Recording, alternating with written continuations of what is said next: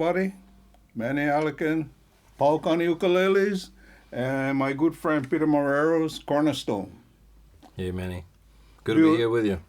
Build incredible instruments. I've known Peter a little bit on Facebook, maybe 6 months, 4 months. No can remember.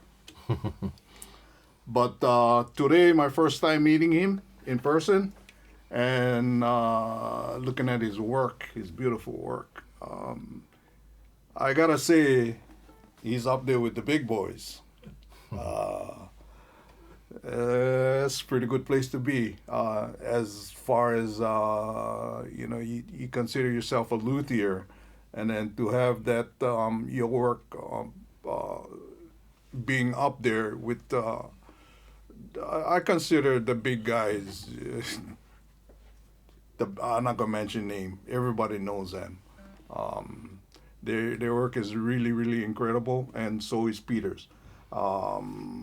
He has two examples of his recent works. They're about maybe almost a year apart. About 6 months. Yeah, 6 months. 6 months apart. Yeah. And that's the earlier one. It's a core model.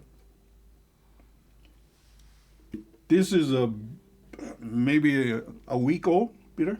Yeah, about a week old, yeah. Strung up and... I strung it up about 3 days ago. But this ukulele feels like it's been here forever. Stays in tune, plays in tune, sounds really clean. One day I want to get there. No. Tell us about that ukulele first, Peter. Well, this was I just want to do something all koa and try to throw in a few kind of go all in with some inlays and abalone and the new half sail headstock that I started to do a few months ago, and abalone on the back and sides, a veneered bevel with a little bit of an engraving in there. And this is the first one with my latest modified kasha style. It's not really kasha, but it's a kasha-based bracing design that I think kind of works for the type of sound I'm looking for. So from this one on, then I moved on to a few other ones that follow the same type of design. So your necks are bolt-on? Yes, the neck's a bolt-on neck, with the glued-on fretboard extension. Is there a science behind your bracing, internal bracings? Yes, I think the bracing, from all the things that make a ukulele, I think the bracing is by far the most important thing. I mean, you can have the most beautiful ukulele or the ugliest ukulele for that matter, but if you look in at sound with the closed eyes, the bracing, the effects, and the impact of the bracing is 90% of the sound of the instrument, I believe. Because a lot of the non-builders, or I should say players, or people that admire ukulele, they don't care what happens on the inside. Right. Yeah, but that's where they're supposed to pay attention to. That's the life of the instrument. Right, so right. That's what gives the information in the ukulele its body or its heart. Right, absolutely.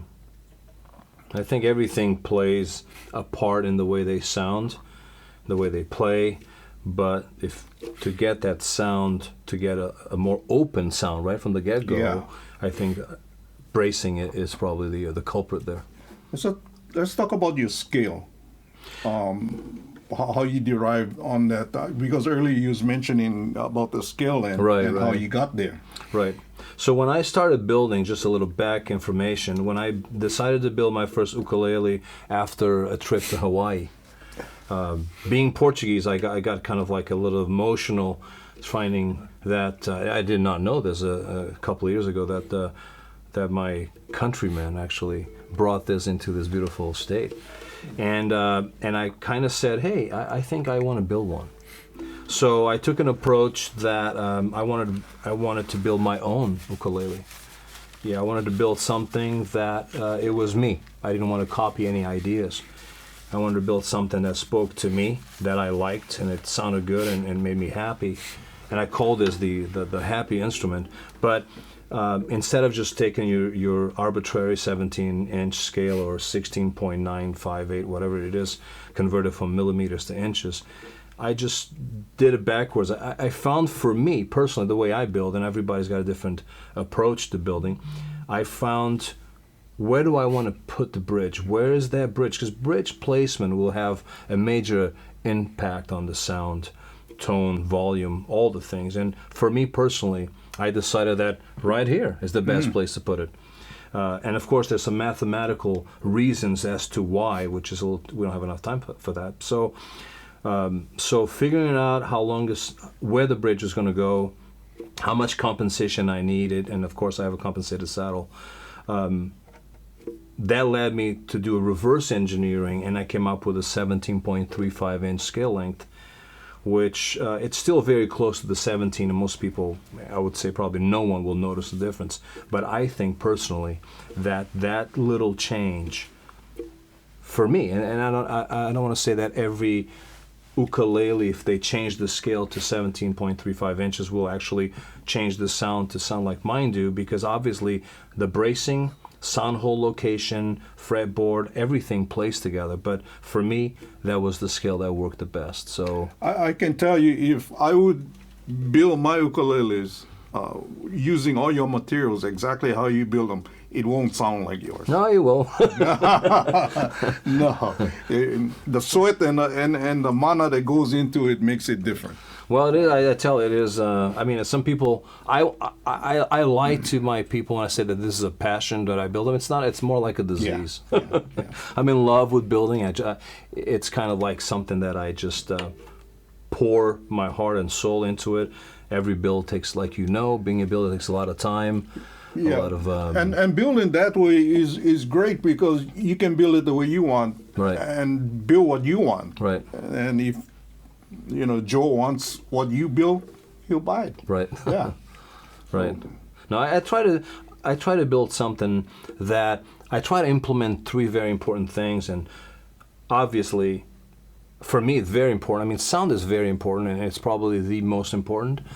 But I also want to marry tone with beauty. Mm-hmm. I try to,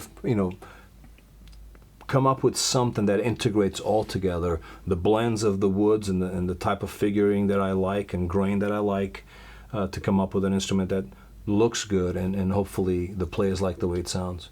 I personally like the looks of your ukulele, because it's not blingy at all, but No. it's beautiful. Thank you.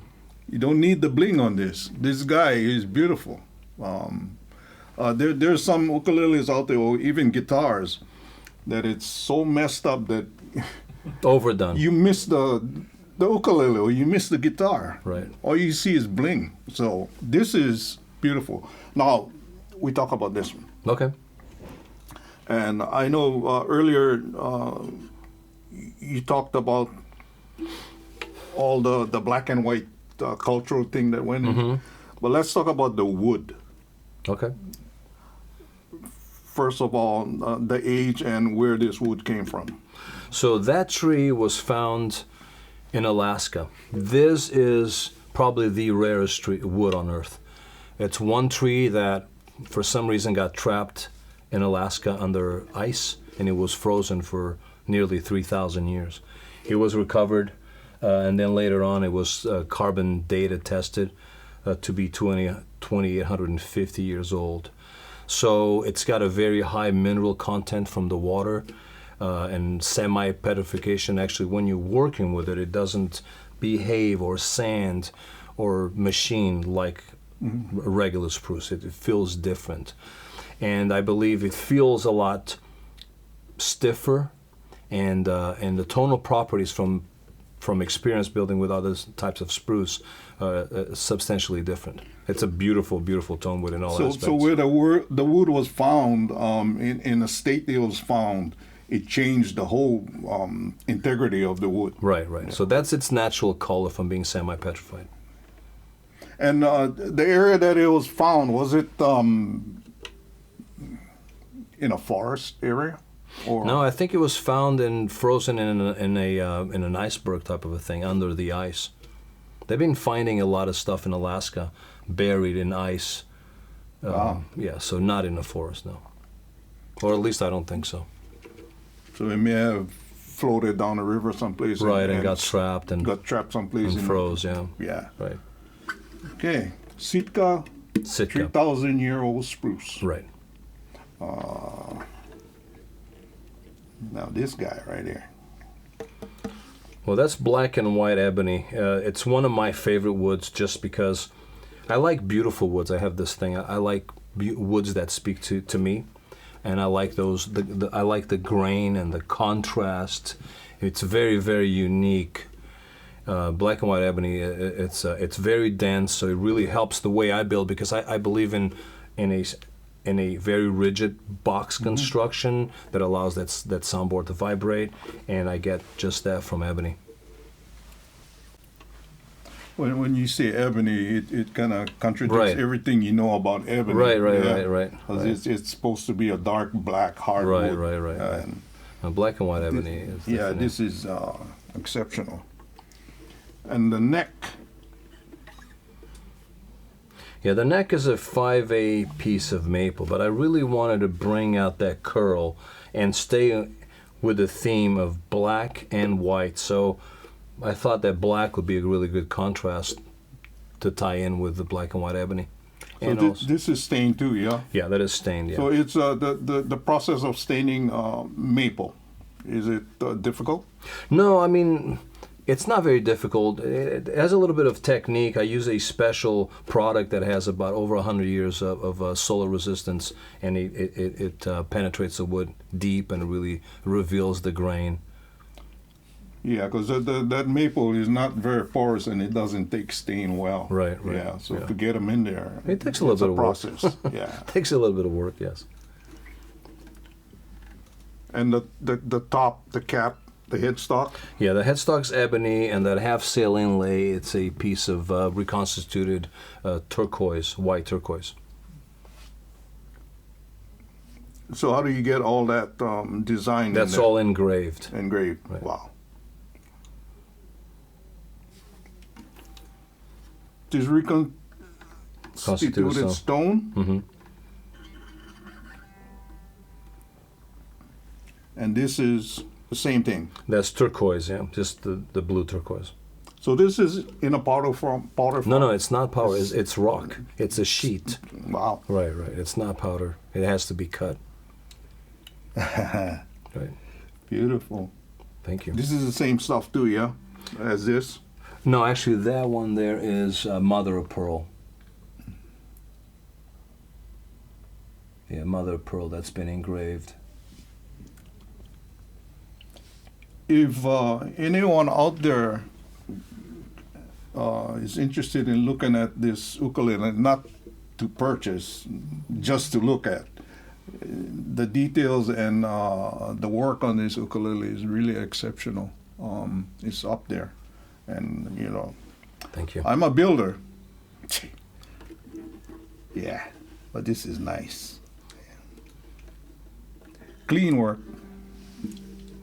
And now we're going to play one song. All right, let's hear it. Play F. C7 and F. Makupoli maero,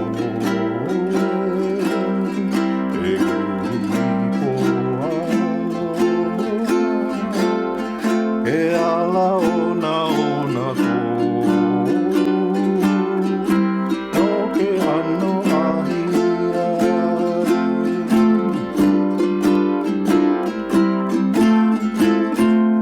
First Hawaiian song is All right. ukulele played.